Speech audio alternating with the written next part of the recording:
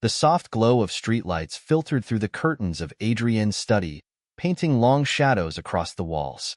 He sat at his desk, his hands loosely clasped together, staring at a small, framed photo of himself and Amelia.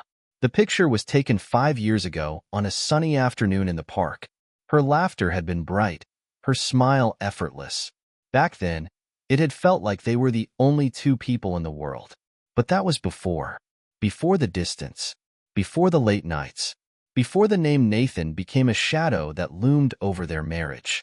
Adrienne's thoughts were interrupted by the sound of the front door closing softly. He glanced at the clock on his desk. 11:48 p.m. Amelia was home later than usual. His jaw tightened as he listened to the sound of her footsteps in the hallway. They were slow, deliberate, as though she was trying to mask the fact that she was coming home hours after she said she would. "Adrienne," her voice called out, light and casual, but he could hear the strain beneath it. "In here," he replied, his tone even. Amelia appeared in the doorway, her hair slightly disheveled, the faint scent of unfamiliar cologne lingering around her.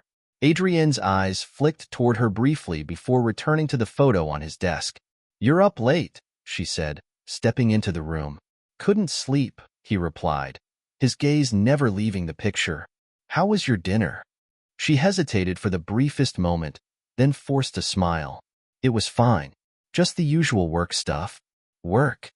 Adrienne repeated the word, tasting the bitterness in his mouth. "And Nathan? Was he there?" Her expression faltered, her smile fading. "What are you implying?" Adrienne finally looked up at her, his eyes sharp. "I think you know exactly what I'm implying." The tension between them had been building for weeks, months, even. At first, Adrienne had dismissed Amelia's late nights as nothing more than the demands of her job. She had always been ambitious, driven, and her success was something he had admired about her. But then came the name Nathan. She mentioned him casually at first, as though he were just another colleague. But the way her tone softened when she spoke of him, the way her eyes lit up, it didn't take long for Adrienne to piece it together. There were other signs, too. The new dresses she began wearing, the sudden interest in perfume, the way she angled her phone away from him whenever it buzzed with a new message. It was like watching a slow-motion train wreck, each piece falling into place with devastating precision. Adrienne had tried to confront her once before, but she had brushed him off, accusing him of being paranoid. "You're overthinking things," she had said, her tone clipped. "Not everything is a conspiracy, Adrienne." But tonight, the mask had slipped. He could see it in the way she avoided his gaze, the way her hands fidgeted nervously at her sides. "Adrienne, you're imagining things," Amelia said now, her voice wavering. "Am I?" he shot back, standing. "Because it doesn't feel like imagination when you come home smelling like someone else." Her face flushed, but she quickly composed herself. "I don't have to listen to this," she snapped, turning to leave. "Don't you?" Adrienne's voice stopped her in her tracks. "You think you can just walk out of this conversation like it doesn't matter, like I don't matter?" Amelia hesitated, her shoulders tense. "I don't know what you want me to say." "I want the truth," he said, his voice steady. "For once, just tell me the truth." That night, Amelia slept in the guest room, the silence between them stretching like a chasm. Adrienne lay awake, staring at the ceiling, his mind racing. He couldn't keep living like this, caught between suspicion and denial. Something had to change. The next day, while Amelia was at work, Adrienne made a decision. He wasn't proud of it, but he felt like he had no other choice. He opened her laptop, telling himself it was only to confirm what he already knew. Within minutes, he found the messages. Dozens of them. Exchanges between her and Nathan that were far too personal, far too intimate to be innocent. His chest tightened as he read through them, each word like a blow to his gut. The betrayal was undeniable. And yet, amidst the pain, there was a strange sense of relief. At least now he knew. When Amelia returned home that evening, Adrienne was waiting for her in the living room. She froze when she saw the laptop on the coffee table, the screen still open to one of the messages. "We need to talk," Adrienne said, his voice calm but cold. Amelia's eyes darted to the screen, then back to him. "Adrienne, I don't—" He interrupted, holding up a hand. I don't want excuses. I want answers. She sank into the nearest chair, her hands trembling. I didn't mean for it to happen. Didn't mean for what to happen? He asked, his tone sharp. The lies, the betrayal, or all of it? Tears welled in her eyes, but Adrian felt no sympathy. I was lonely, she whispered. We've been so distant, Adrian. I felt like we were living separate lives. And your solution was to start another life with someone else? He shot back. Do you have any idea what you've done? I'm sorry, she said, her voice breaking. I never wanted to hurt you. Adrian shook his head, the weight of her words pressing down on him. It's too late for that, Amelia. The damage is done. Adrian sat down across from Amelia, the weight of her betrayal pressing heavily on his chest. The room felt too quiet, the tension so thick it was suffocating. He studied her face, looking for traces of the woman he had once trusted implicitly, the woman he had thought he knew better than anyone. You say you were lonely, Adrian said finally, his voice steady but cold. But when did I ever make you feel like I wasn't here for you? Amelia's head hung low, her hands gripping the edge of the chair. It wasn't about you, she said softly, tears sliding down her cheeks. It was about me. I felt empty, like I was just going through the motions. Nathan made me feel alive again, and I got caught up in it. I wasn't thinking about what it would cost. Cost? Adrian's voice rose, anger seeping into his tone. Do you think this is about money, Amelia? You've cost me more than you could ever imagine. My peace of mind, my trust, our entire marriage. She flinched at his words, her shoulders shaking as she cried. I know I don't deserve forgiveness, but I don't want to lose you, Adrian. I'll do anything to fix this. He scoffed, leaning back in his chair. Fix this? How exactly do you fix betrayal? Because from where I'm sitting, there's no going back. The days that followed were a blur of cold silences and strained politeness. They continued to live under the same roof, but the warmth that had once defined their relationship was gone. Adrian spent most of his time in his study, poring over work and avoiding Amelia as much as possible. Meanwhile, Amelia tried to reach out in small ways, making his favorite meals, leaving notes apologizing for her mistakes, but Adrian ignored her gestures. Each passing day only deepened the chasm between them. Adrian's mind was a battlefield, torn between his lingering love for Amelia and the deep wound her actions had inflicted. He wanted to believe her when she said she regretted everything, but the image of her messages with Nathan haunted him. How could he ever trust her again? One evening, as Adrian sat alone in the study, his phone buzzed. It was a message from his friend Paul, someone he hadn't spoken to in months. Hey man, haven't seen you around. Everything okay? Adrian stared at the screen, debating whether to reply. Finally, he typed back. Not really. Can we meet up? An hour later, Adrian found himself sitting across from Paul at a quiet bar. The familiar surroundings were comforting, and for the first time in weeks, Adrian felt like he could breathe. You look like hell, Paul said bluntly, taking a sip of his drink. Adrian chuckled bitterly. Thanks for the vote of confidence. Seriously though, what's going on? Paul leaned in, concern etched on his face. Adrian hesitated for a moment before the words spilled out. He told Paul everything. About Amelia, Nathan, the messages, and the cold emptiness that had taken over their home. Paul listened intently, nodding occasionally but not interrupting. When Adrian finished, Paul let out a low whistle. That's rough, man. I'm sorry. Adrian shook his head. I just don't know what to do anymore. Part of me wants to walk away, but another part, I don't know if I can let go of everything we've built. Paul took a moment to consider his words before speaking. Look, I'm not going to tell you what to do, but if there's even a small part of you that thinks this marriage is worth saving, then fight for it. If not, then it's time to let go. Either way, don't stay in limbo. It'll tear you apart. Paul's words stayed with Adrian as he drove home that night. He wasn't ready to make a decision, but he knew Paul was right. He couldn't stay in this state of uncertainty forever. He needed clarity, one way or another. Amelia, meanwhile, was drowning in guilt. She had cut off all contact with Nathan, deleting his number and blocking him on every platform. But the damage was already done. She spent her days replaying her mistakes, wondering if there was any way to earn back Adrian's trust. She decided to take the first step by scheduling a session with a marriage counselor. When she brought it up to Adrian, he was hesitant at first, but eventually agreed. "I'll go," he said, his voice devoid of emotion. "But don't think this means I've forgiven you." Their first session was awkward and painful. The counselor asked them to share their perspectives on the state of their marriage, and Adrian didn't hold back. He spoke of his anger, his heartbreak, and the betrayal that had shattered the foundation of their relationship. Amelia, in turn, spoke of her loneliness and the feelings of inadequacy that had driven her to seek validation elsewhere. By the end of the session, both of them were emotionally drained. But the counselor encouraged them to keep coming back. "This won't be easy," she said, "but if you're both willing to put in the work, there's hope." Over the next several weeks, they began to confront their issues head-on. They had difficult conversations about trust, communication, and the ways they had both contributed to the breakdown of their marriage. There were moments when Adrian wanted to walk away, when the pain felt too overwhelming. But there were also moments of connection, small glimpses of the love that had once brought them together.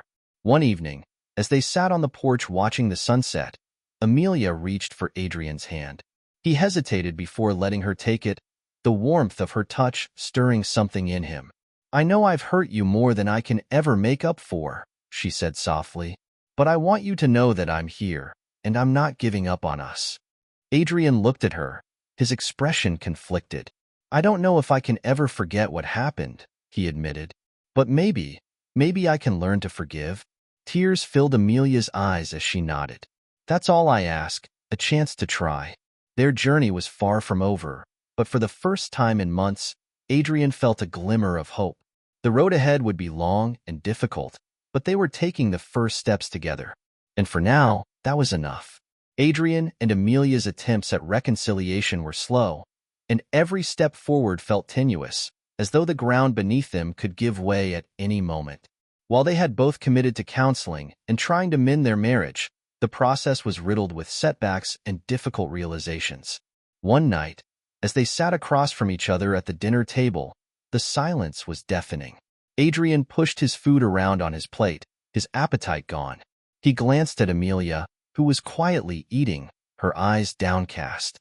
"You don't have to tiptoe around me," Adrian said, finally breaking the silence. Amelia looked up, startled. "What do you mean?" "You've been walking on eggshells for weeks, acting like one wrong move will shatter everything." Her shoulders slumped, and she set her fork down. "I just don't know what to say anymore. Everything I say seems to make things worse." Adrian leaned back in his chair, crossing his arms. "Then maybe it's time to stop focusing on what you think I want to hear and start being honest." Her gaze faltered, and for a moment, it seemed as though she might retreat into silence again. But instead, she took a deep breath and spoke. "I'm scared, Adrian. Scared that no matter what I do, it'll never be enough, that I've ruined everything beyond repair." Her vulnerability caught him off guard, and he didn't respond right away. Finally, he said, "I don't know if things can go back to how they were, but I do know that pretending everything's fine isn't the answer." Amelia nodded, her eyes filling with tears. "I don't want to pretend anymore. I just want to be better, for both of us." The conversation marked a turning point, albeit a small one. Adrian began to open up more, sharing the depth of his pain and the anger he had been bottling up. Amelia, in turn, started to take responsibility for her actions without trying to deflect or make excuses. It was a painful process, but it laid the foundation for something new, a relationship built on brutal honesty rather than surface-level pleasantries. Their progress was tested one afternoon when Adrian ran into Nathan at a coffee shop. It wasn't planned, and the encounter left him reeling. He had gone in for a quick drink, only to find Nathan sitting at a corner table, laughing with a group of colleagues. The sight of the man who had nearly destroyed his marriage was enough to make Adrian's blood boil. Nathan spotted Adrian and froze, his smile fading. For a moment, neither of them moved. Then Nathan stood, his expression cautious. "Adrian," he said, nodding slightly. Adrian's jaw clenched, but he forced himself to stay calm. "Nathan," he replied curtly, I didn't expect to see you here, Nathan said, his tone measured. Adrian took a step closer, his voice low. I'm sure you didn't. But now that you have, let me make something clear. Stay away from Amelia. If you have any shred of decency, you'll respect that. Nathan raised his hands in a placating gesture. I already have. I haven't spoken to her in weeks. Good, Adrian said sharply. Let's keep it that way. Without waiting for a response, Adrian turned and walked out of the shop, his hands trembling. The encounter left him shaken, but it also reinforced his determination to move forward, not just for himself but for Amelia as well. When Adrian told Amelia about the encounter later that evening, she listened intently, her expression a mixture of guilt and gratitude. I'm sorry you had to see him, she said softly. It's not your fault, Adrian replied, though the words felt heavy. But it reminded me of why we're doing this, why we're trying to fix what's broken. Amelia reached for his hand, her touch hesitant. I don't deserve another chance, Adrian, but I'm grateful for it every day. He looked at her, his gaze softening. Then don't waste it.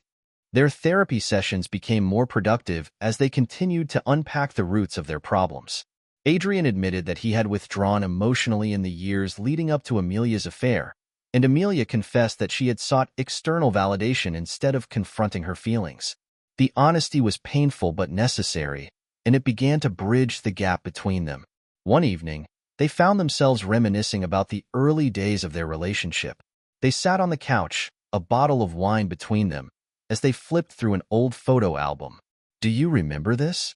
Amelia asked, pointing to a picture of them at a beach. Adrian was holding a seashell up to his ear, pretending to listen to the ocean, while Amelia laughed beside him. Adrian smiled faintly. That was the trip where you got sunburned so badly you couldn't wear shoes for a week. She laughed, the sound light and unguarded. I forgot about that. The moment was small, but it felt monumental, a reminder of the bond they had once shared and the possibility of finding it again. Months passed, and while the scars of their ordeal remained, Adrian and Amelia began to rebuild their lives together. They found new ways to connect, whether it was through cooking meals together, going for evening walks, or simply talking without the weight of the past hanging over them. One day, as they stood on the balcony of their home, watching the sun dip below the horizon, Adrian turned to Amelia. I didn't think we'd make it this far, he admitted. Neither did I, she said, her voice quiet. But I'm glad we did.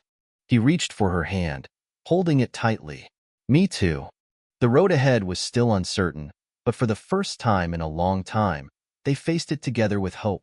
Adrian found himself thinking about the conversation on the balcony often in the days that followed. It felt like a turning point, a subtle but undeniable shift in the dynamic between him and Amelia. While he was far from ready to say that things were fixed, he could feel the beginnings of something new forming. A relationship built on honesty, vulnerability, and mutual effort. But progress was not without its setbacks. One evening, as Adrian was cleaning out a drawer in his desk, he stumbled across an old note from Amelia. It was dated 2 years earlier and written on a scrap of notebook paper. The handwriting was rushed, but the words were heartfelt. I know things have been hard lately, and I feel like we've been drifting apart. I want you to know I love you, and I'm here, no matter what. Adrian stared at the note for a long time, the weight of its sentiment hitting him harder than he expected. He realized that her loneliness hadn't started with Nathan. It had been brewing long before that, quietly festering in the cracks of their relationship. He had seen it back then, but hadn't known how to address it. Instead, he had thrown himself deeper into work, assuming that stability and financial security were enough to sustain their marriage. When Amelia came into the room later that evening, she found Adrian sitting at his desk, the note still in his hand. He looked up at her, his expression unreadable. Did you mean this? He asked, holding up the paper. She hesitated, then nodded. I did. I didn't know how to fix what was wrong. Adrian sighed, setting the note down. Neither did I. Maybe that's where we went wrong. Amelia sat across from him, her gaze steady. But we're trying now, aren't we? We are, he admitted. And I think that's what matters. Their progress continued in small, often unremarkable ways. A shared laugh over a forgotten inside joke, A quiet evening spent reading on the couch, a moment of understanding during a counseling session. Each step forward felt like a victory, no matter how small. One particularly cold evening, Adrian found himself wandering through an old photo album. Amelia joined him on the couch, and together they flipped through the pages, pointing out memories and moments from their past. There was a picture of their honeymoon, where they had spent hours exploring winding cobblestone streets in a tiny village. Another showed their first apartment, cramped and cluttered but filled with the joy of new beginnings. "Do you remember how we used to dance in the kitchen?" Amelia asked suddenly, her voice soft. Adrian smiled faintly. "You always insisted on playing that one terrible pop song." "Hey," she said with a mock-offended look. "It wasn't terrible. It was upbeat." "Annoying," Adrian countered, but there was a hint of playfulness in his tone. Amelia laughed, and for a moment, it felt like they were back in those early days when their love had been fresh and uncomplicated. Despite their progress, Adrian knew there was still a long road ahead. Forgiveness didn't come easily, and trust wasn't something that could be rebuilt overnight. There were still moments of doubt, times when he caught himself wondering if Amelia truly meant her promises, or if she was simply going through the motions. But then he would see her trying, really trying, and he couldn't deny the sincerity of her efforts. Amelia, too, had her struggles.